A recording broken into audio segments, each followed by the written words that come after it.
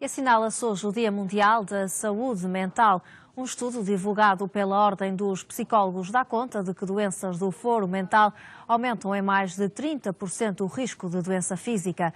Os dados apontam que pessoas com depressão apresentam até 36% de maior risco de doença cardíaca coronária, enquanto que a depressão, o stress e a insatisfação podem aumentar em 39% o risco de AVC.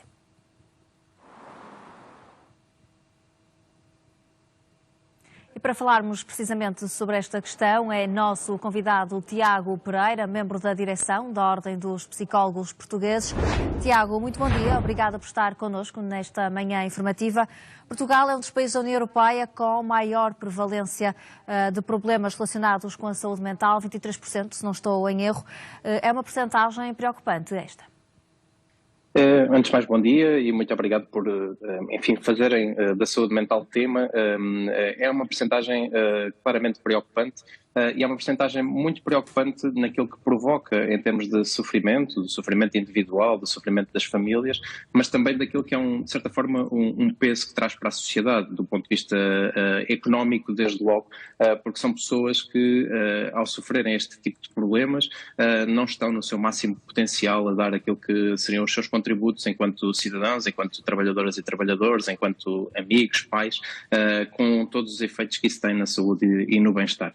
E, efetivamente, para assinalarmos este dia, a Ordem dos Psicólogos Portugueses procurou também tornar um pouco mais explícita aquela frase que nós, fomos ouvindo e ouvimos muito durante a pandemia, a ideia de que não há saúde sem saúde mental, também para tentar tornar mais explícito, com os dados que acabou de partilhar, as relações que existem com evidência científica, estudadas, entre aquilo que são problemas de saúde mental e problemas de saúde física, mas também o contrário, a forma como os problemas de saúde física potenciam os problemas de saúde mental e que, portanto, se queremos ter uma intervenção, quer do ponto de vista preventivo, quer do ponto de vista remediativo na área da saúde, teremos de tratar a saúde física e a saúde mental como, ambas partes da resposta, não dando primazia a uma sobre a outra, mas andando de mãos dadas naquilo que são as intervenções. E em que faixas etárias é que as pessoas têm apresentado mais estas doenças mentais?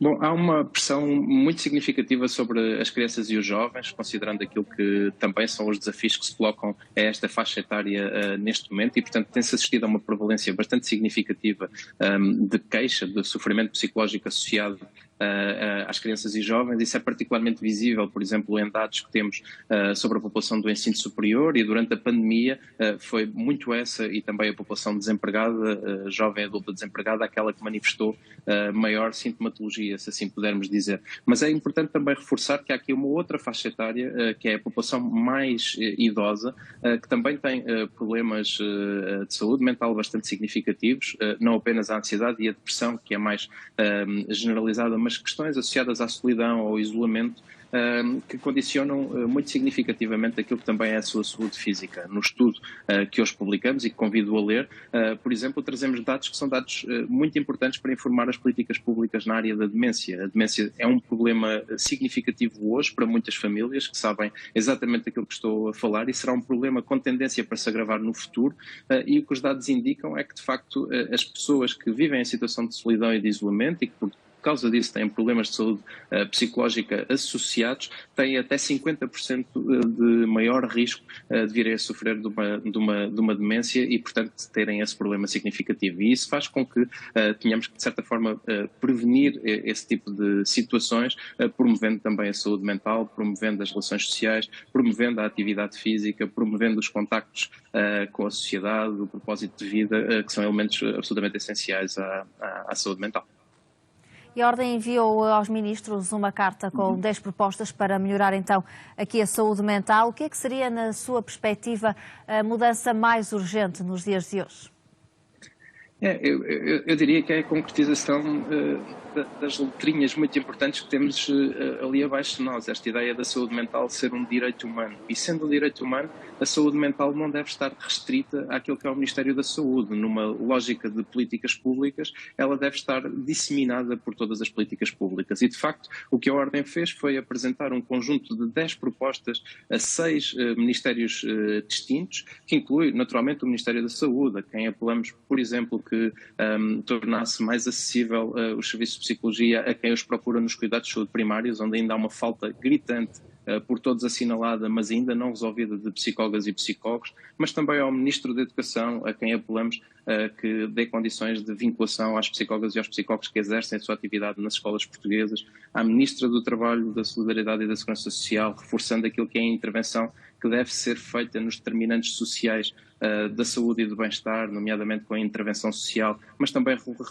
revitalizando aquilo que é a intervenção precoce, que tem conceptualmente um modelo muito interessante, mas que não está a chegar a quem dela necessita. À Sra. Ministra da Habitação, reforçando as ligações entre os desafios que se colocam à habitação, à possibilidade das pessoas optarem, escolherem, por vezes, de certa forma, prevenirem situações de violência ou de conflito e que estão expostas por via das dificuldades que têm na habitação. À Sra. Ministra da Ciência, Tecnologia e Ensino Superior, apelando a que haja um reforço efetivo de psicólogas e psicólogas no contexto do ensino superior, que acompanhe aquilo que é a crescente necessidade e procura dos estudantes do ensino superior. E, finalmente, à Sra. Ministra da Justiça, apelando a que, de facto, haja uma revitalização daquilo que é a intervenção que deve ser realizada nos estabelecimentos prisionais, dando mais apoio à população reclusa e prevenindo as situações de reincidência, que são muito, muito significativas em Portugal e que também dependem muito dos programas de intervenção psicossocial que possa ser realizada nestes contextos. E, portanto, são 10 propostas que, no nosso entender, poderiam ser transformativas para a vida das pessoas e, essencialmente, para a vida e para aquilo que é o desenvolvimento do nosso país. Vocês apontam também como um dos problemas a falta de possibilidades de algumas pessoas em terem aqui consultas com psicólogos, até por motivos económicos. Pergunto-lhe que mais apoios é que poderiam ser concedidos aqui neste sentido, e junto também outra questão, que é se deveriam existir mais psicólogos, por exemplo, nos centros de saúde. Se sentem que de facto há uma falha? Sim, eu pego mesmo por aí. Repare, nós fizemos um investimento enquanto país muito significativo na formação de psicólogas e psicólogos. Nós crescemos muito rapidamente, porque é uma profissão muito recente, mas temos hoje 27 mil profissionais, 27 mil psicólogas e psicólogos no nosso país, disponíveis, motivados, formados para dar o seu contributo. Destes, apenas 1000 estão no Serviço Nacional de Saúde, 1000 para 27 mil. Logo aqui se vê exatamente a forma como o SNS está a ser ou não capaz de absorver a formação destes profissionais, e se formos detalhar, destes apenas cerca de 300 estão nos agrupamentos de centros de saúde e, portanto, em proximidade às pessoas, que seriam o contexto onde as pessoas mais rapidamente poderiam ter um acesso mais generalizado e mais próximo ao problema e às primeiras queixas associadas que pudessem permitir que depois estes problemas não evoluíssem, quer do ponto de vista da sua saúde mental e, portanto, para a doença mental, quer do ponto de vista da sua saúde física. Estamos a falar de menos de um psicólogo colocado em centro de saúde pelo número de autarquias que nós temos no nosso país, e acho que isto fica bastante visível para todos. E, portanto, precisamos de crescer muito este número, toda a gente o defende, precisamos, no mínimo, de duplicar rapidamente este número para garantir um mínimo acesso. Mas podemos fazer mais, ou seja, devemos garantir maior acessibilidade também a serviços de psicologia noutras áreas. Foi feito um esforço grande na educação, é importante que ele não caminhe para trás, mas no ensino superior há um esforço por fazer, há um investimento por fazer.